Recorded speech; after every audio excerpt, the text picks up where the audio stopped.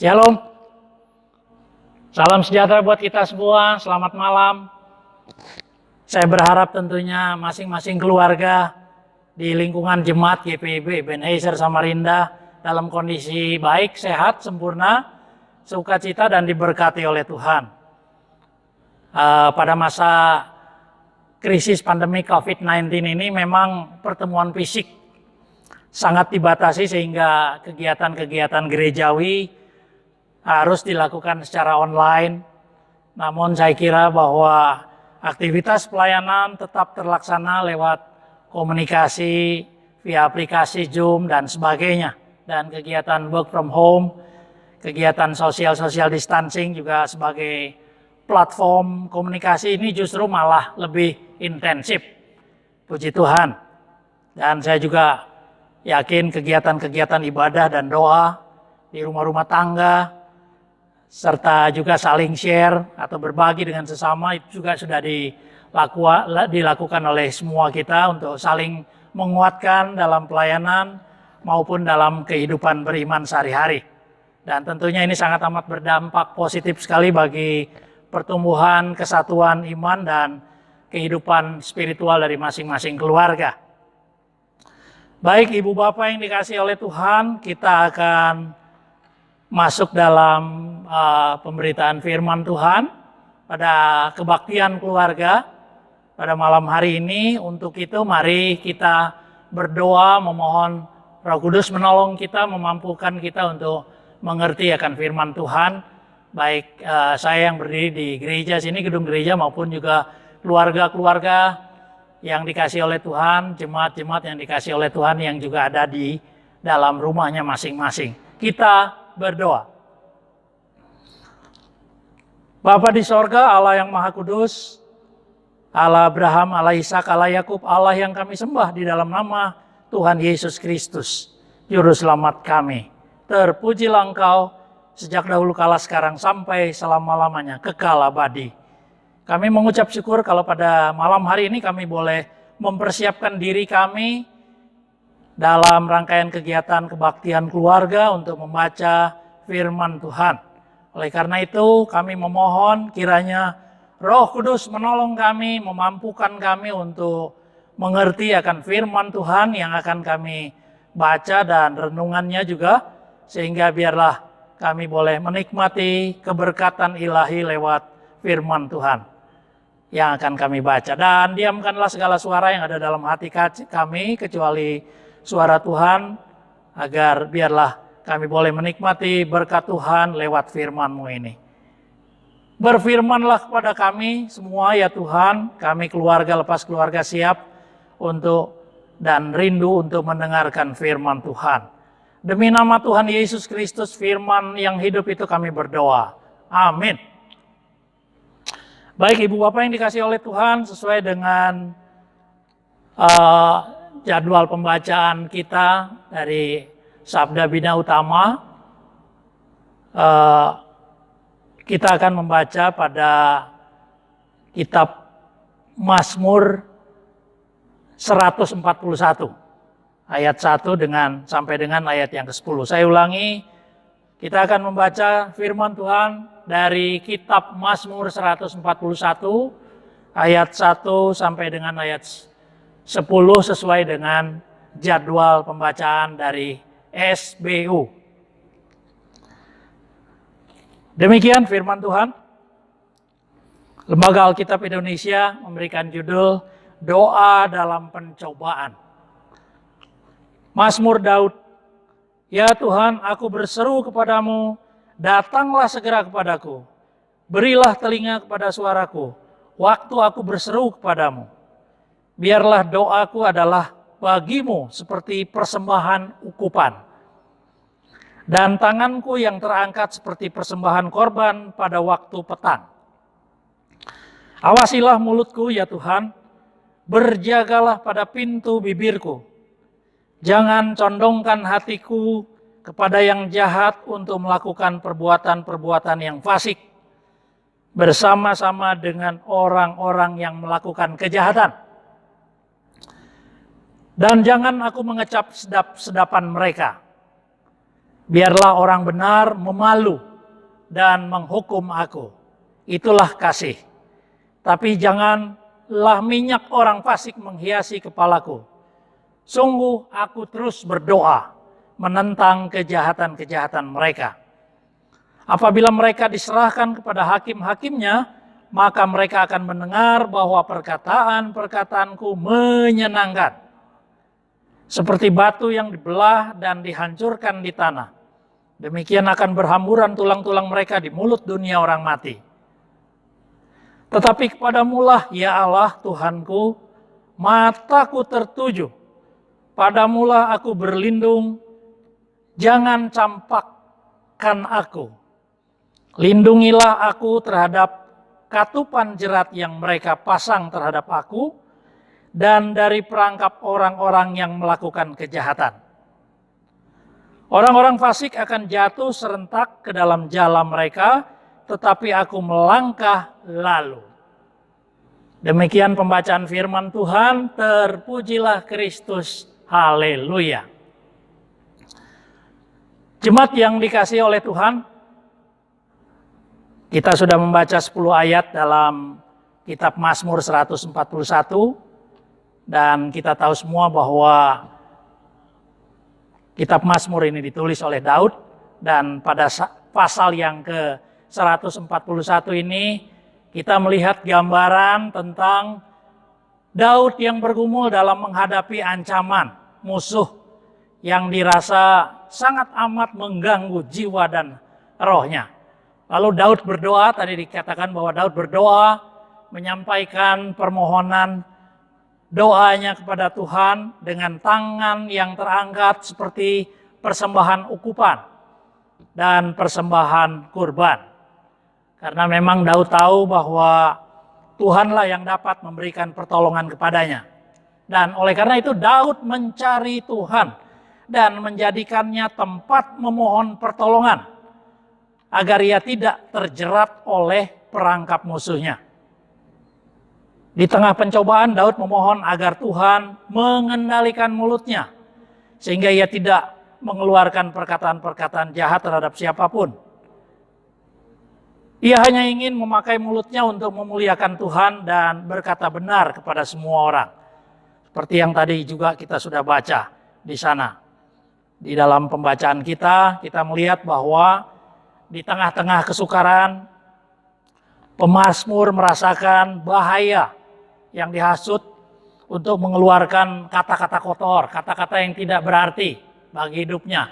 Ada tekanan dari sekitarnya, bahkan kawan-kawannya sendiri juga menekan dia, menghasut dia untuk pemazmur ini harus mengatakan kata-kata kotor, melakukan hal-hal yang sama seperti perilaku orang fasik kalau kita baca dalam ayat yang keempat, dan bahkan menolak nasihat orang yang benar. Kalau kita baca di ayat 5 di sana dikatakan bahwa biarlah orang memalu dan menghukum aku, itulah kasih, tapi janganlah minyak orang fasik menghiasi kepalaku. Atau dikatakan juga di ayat yang selanjutnya bahwa mengeluarkan kata-kata yang tidak benar pada saat orang fasik dihadapkan kepada hakim bila tiba waktunya, ayat 5b tadi kita baca. Dikatakan bahwa sungguh aku terus berdoa menentang kejahatan-kejahatan mereka. Dan saat-saat kesukaran mudah sekali Daud tergelincir kalau dia tidak bersandar penuh kepada Tuhan. Oleh karena itu kita sudah baca tadi ayat yang ketiga, dia memohon kepada Allah supaya Allah mengawasi segala sesuatu yang ia akan katakan. Dan di balik ucapan mereka yang kotor di sekitarnya, Daud tetap bertahan diri untuk menanti pertolongan dari Tuhan karena dia berdoa kepada Tuhan. Dan seperti kita ketahui juga bahwa Daud pernah juga berada di sekitar bangsa-bangsa yang penuh dengan kejahatan. Kejahatan di sekitar bangsa-bangsa itu sangat amat merajalela. Tapi meskipun demikian Daud tetap hidup di tengah-tengah bangsa tanpa ikut-ikutan menjadi jahat. Oleh karena itu kita melihat sesuatu yang luar biasa yang dimiliki oleh Daud karena ada beberapa hal yang perlu kita lihat bersama pada malam hari ini. Apa kunci Daud sehingga Daud ini bisa bertahan? Apa kunci Daud? Apa kuncinya sehingga Daud bisa mempertahankan hidupnya mulai dari mulut dan hatinya? Padahal orang-orang di sekitarnya, teman-teman di sekitarnya adalah orang-orang yang tidak berkenan di hadapan Tuhan. Tapi Daud mempertahankan dirinya dan dia berdoa. Nah, ini yang mau kita lihat. Tadi kita sudah baca 10 ayat, dan di ayat yang terakhir di sana dikatakan bahwa orang-orang fasik akan jatuh serentak ke dalam jalan mereka, tetapi aku melangkah lalu. Artinya bahwa dia tidak akan mau mengambil bagian dalam kejahatan-kejahatan yang dilakukan oleh orang fasik.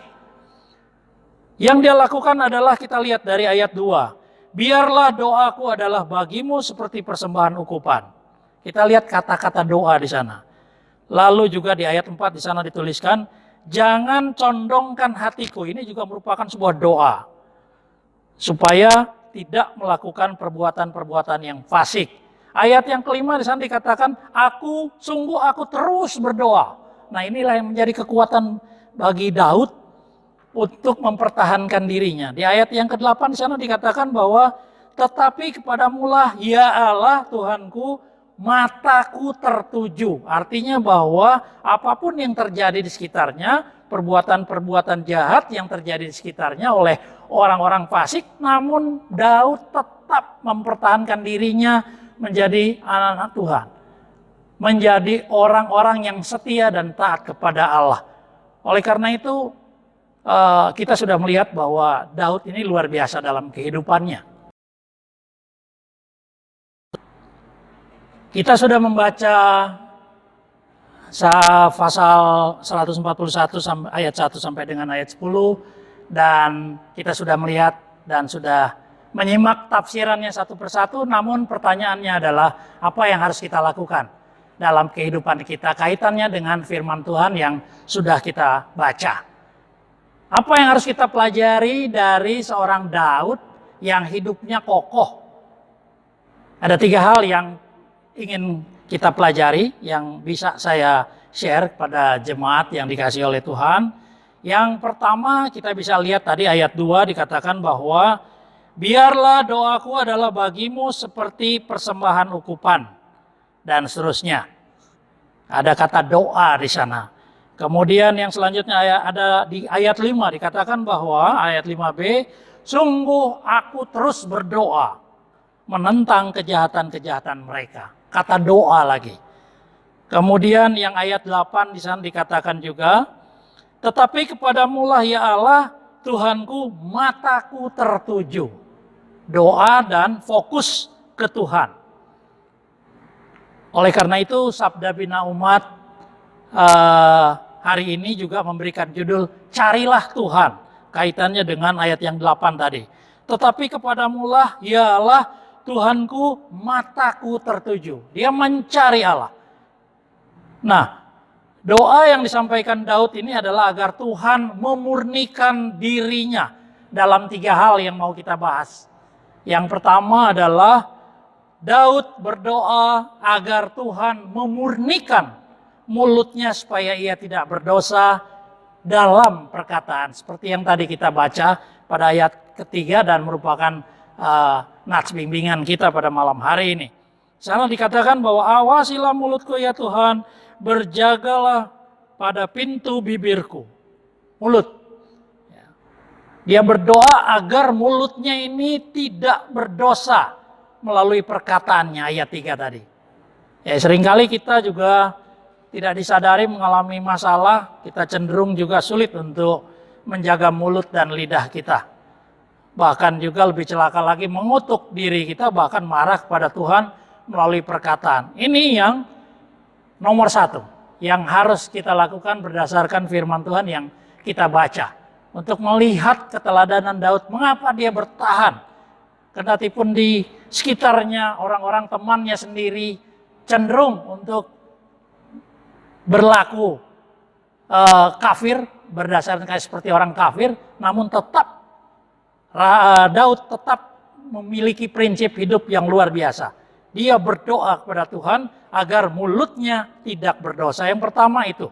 Kita juga bisa lihat juga dalam Matius pasal 15 ayat yang 11 di sana bahwa mulut ini memang sangat amat penting. Tuhan Yesus pada satu saat juga berdiskusi dengan ahli-ahli Taurat, dan ahli Taurat membantah apa yang dikatakan oleh Tuhan Yesus, sehingga keluarlah ayat ini, ayat 11 dari pasal 15, Matius pasal 15 ayat 11, nanti ibu bapak bisa lihat. Yesus ingin katakan bahwa bukan yang masuk ke dalam mulut yang menajiskan orang, melainkan yang keluar dari mulut itulah yang menajiskan orang. Itu yang dipegang oleh Daud, itu yang kita pelajari juga pada poin yang pertama. Berdoa agar menjaga mulut, seperti juga apa yang dikatakan oleh Tuhan Yesus, menjaga mulut. Kita juga bisa lihat dari Amsal 13 ayat 3, di sana dikatakan bahwa siapa yang menjaga mulutnya memelihara nyawanya. Siapa yang nyawanya ingin binasa? Tentu tidak. Oleh karena itu, mari kita ikuti apa yang dilakukan oleh Daud. Dia menjaga mulutnya. Amsal 13 ayat 3, seperti itu bunyinya. Pemazmur juga menyampaikan dalam Mazmur 39 ayat 2, kalau ibu bapak nanti bisa melihat di sana, bahwa pemazmur berusaha berdoa untuk menahan mulut dan dengan kekang. Artinya menahan mulut, karena mulut ini berbahaya. Lalu Rasul Paulus juga kalau kita bisa lihat lagi dalam kitab Efesus, surat Efesus yang pasal yang keempat ayat 29, di sana dikatakan, janganlah ada perkataan kotor keluar dari mulutmu. Lagi-lagi mulut. Jadi yang membuat masalah kadang-kadang mulutnya. Dalam Kolose pasal 3 ayat 8 juga dikatakan oleh Paulus firman Tuhan, buanglah kata-kata kotor yang keluar dari mulutmu. Artinya mari kita jaga mulut kita. Bahkan Yakobus juga mengatakan bahwa mulut ini satu, tapi tidak bisa dipakai untuk di satu sisi keluar berkat, tapi di sisi lain keluar kutuk. Ini tidak bisa dilakukan seperti itu. Ya. Mulut yang diberikan oleh Tuhan, kita pakai untuk mengeluarkan kata-kata berkat. Kita berupaya untuk mengatakan kata-kata berkat setiap hari, sehingga orang yang mendengarnya pun mendapatkan berkat, kita sendiri semakin diperkuat imannya. Oleh karena itu, Yakobus mengatakan bahwa kita gunakan mulut kita untuk kebaikan. Amsal 10 ayat 31 ayat 32 juga mengatakan bahwa mulut orang benar mengeluarkan hikmat. Jadi kalau kita memiliki mulut yang benar, maka ada perkataan-perkataan yang berhikmat yang keluar, yang juga boleh menjadi berkat bagi orang lain.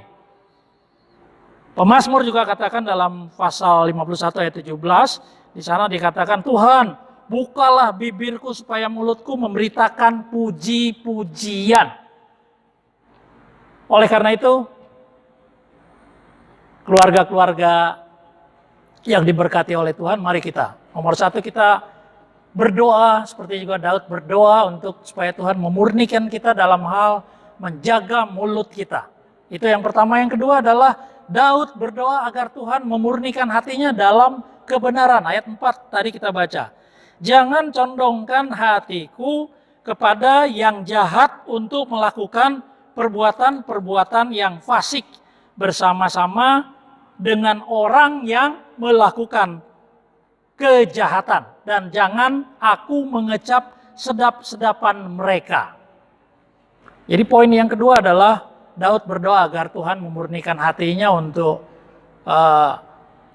mendapatkan kekuatan dari Tuhan, sehingga hatinya ini, dari dalam hati ini Tuhan Yesus juga Tuhan juga mengatakan bahwa mintalah Tuhan senantiasa memurnikan hati, sebab segala sesuatu yang keluar dari hidup kita ini bersumber dari hati kita. Kalau kita baca dalam Injil Lukas pasal 6 ayat 46-45, demikian dinyatakan, mintalah Tuhan senantiasa memurnikan hati kita, sebab segala sesuatu yang keluar dari hidup kita ini bersumber dari hati kita.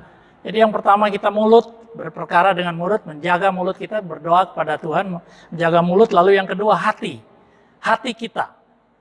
Yang kedua, yang ketiga, kita lihat juga bahwa Daud berdoa agar Tuhan memurnikan tindakannya, pikirannya. dari hal-hal yang negatif, bahkan ia meminta kepada Tuhan untuk tidak membiarkan mengecap setiap sedap-sedapan orang fasik. Tadi kita sudah baca dalam ayat yang keempat. Lebih jelas lagi bahwa hati, mulut, dan pikirannya merupakan satu kesatuan yang memang tidak bisa dipisahkan satu persatu. Tapi itu merupakan satu kesatuan. Hati, mulut, dan pikiran. Seperti apa yang sudah juga disampaikan dalam Matius 15, kita bisa lihat Matius 15. Kita buka, Ibu Bapak bisa lihat di dalam kitab Injil 15 ayat 17 sampai 19, demikian saya bacakan. Tidak tahukah kamu bahwa segala sesuatu yang masuk ke dalam mulut turun ke dalam perut lalu dibuang ke jamban. Tetapi apa yang keluar dari mulut berasal dari hati. Dan itulah yang menajiskan orang. Karena dari hati timbul segala pikiran jahat, pembunuhan, perzinahan, percabulan, pencurian, sumpah palsu, dan hujat. Oleh karena itu poin yang kedua adalah mari kita jaga hati kita. Karena dari hati inilah terpancar berbagai hal. Dari hati muncul mengalir ke mulut, mengalir juga kepada tindakan. Dari pikiran juga. Oleh karena itu mari kita jaga satu kesatuan. Hati, mulut, dan pikiran ini merupakan satu kesatuan yang tidak bisa dipisahkan. Karena nanti akan juga menimbulkan tindakan yang berbeda. Oleh karena itu, yang ketiga kita sudah lihat bahwa Daud berdoa untuk agar Tuhan memurnikan tindakannya dalam hal yang negatif. Bahkan ia meminta kepada Tuhan untuk tidak membiarkan mengecap setiap sedap-sedapan orang fasik. Artinya bahwa tindakan-tindakannya bisa terukur. Ya. Ada di sekeliling Daud tindakan-tindakan yang tidak baik, tapi Daud mempertahankan dirinya sambil berdoa supaya dia tidak terpengaruh oleh tindakan-tindakan orang di sekitarnya yang tidak berkenan di hadapan Tuhan. Memang kita masih tinggal di zaman yang bengkok seperti ini, bahkan kita juga banyak sekali terancam dengan terprovokasi juga untuk menyampaikan sesuatu yang tidak baik dari mulut, bahkan juga dilahirkan dari hati, muncul kepikiran dan tindakan. Tapi mari kita berdoa seperti Daud berdoa. Saat kita masih ada di dunia ini, tentu ada banyak pergumulan yang berat. Oleh karena itu mari kita berdoa supaya seperti juga Daud berdoa untuk memurnikan kehidupannya mulai dari mulutnya, kemudian hatinya, ya, kemudian tindakannya, pikirannya. Oleh karena itu mari kita lihat juga hati, mulut, dan pikiran kita jaga sebaik mungkin, kita berdoa kepada Tuhan. Karena memang di atas muka bumi ini ada berbagai perangkap yang dipasang oleh dunia ini, oleh iblis tentu. Baik itu bisa perangkap dalam bentuk uang, dalam bentuk jabatan, dalam bentuk kesenangan lainnya. Tapi di sisi lain juga bukan hanya kesenangan, tapi juga perangkap-perangkap ini bisa juga dalam bentuk kesusahan, kekecewaan, kepahitan. Juga itu juga merupakan godaan bagi kita, ancaman, berbagai cobaan dan sebagainya. Oleh karena itu kita juga ditawarkan banyak pilihan. Life is a choice. Hidup ini adalah pilihan. Oleh karena itu mari kita memilih seperti apa yang Daud pilih. Daud memilih untuk tetap berdoa kepada Tuhan untuk memurnikan kehidupannya. Oleh karena itu pada malam hari ini mungkin juga ada di sekitar kita yang juga tertekan karena ulah dari orang lain, sehingga tidak jarang kita memilih membalas dendam. Bahkan juga kita terbawa arus menyampaikan perkataan-perkataan yang menyakitkan atau menghancurkan, dan ini bisa juga menjadi pilihan banyak orang. Oleh karena itu kita harus banyak berdoa kepada Tuhan seperti juga Daud berdoa. Karena itu Daud juga berdoa kepada Tuhan dan memohon agar Tuhan menjaga kita dari semua perangkap iblis. Oleh karena itu menutup kebaktian rumah tangga pada malam hari ini lewat renungan firman Tuhan ini, mari kita renungkan firman Tuhan, taruhlah dalam hati kita dan pikiran kita bahwa seberapapun beratnya pergumulan kita, mintalah Tuhan menolong agar dari mulut kita tetap ada berkat yang mengalir, ada kata-kata yang menguatkan, ada kata-kata yang membangun dalam kehidupan bersama. Dan karena ini juga kebaktian keluarga, maka itu juga bisa kita berlakukan dalam keluarga kita. Tidak jarang juga orang tua tidak menjadi teladan bagi anak-anaknya, bahkan sebaliknya juga. Oleh karena itu, di tengah-tengah krisis pandemik COVID-19 ini, mari kita banyak kumpul di rumah. Oleh karena itu ada juga banyak tantangan di rumah. Bukan dari luar saja, tapi juga di dalam rumah. Oleh karena itu kita juga harus menjaga, memohon kepada Tuhan, memurnikan mulut kita, memurnikan hati kita, memurnikan pikiran kita, sehingga tindakan yang kita lakukan adalah berkenan kepada Tuhan. Demikian renungan firman Tuhan, kiranya boleh menjadi berkat buat kita semua. Amin.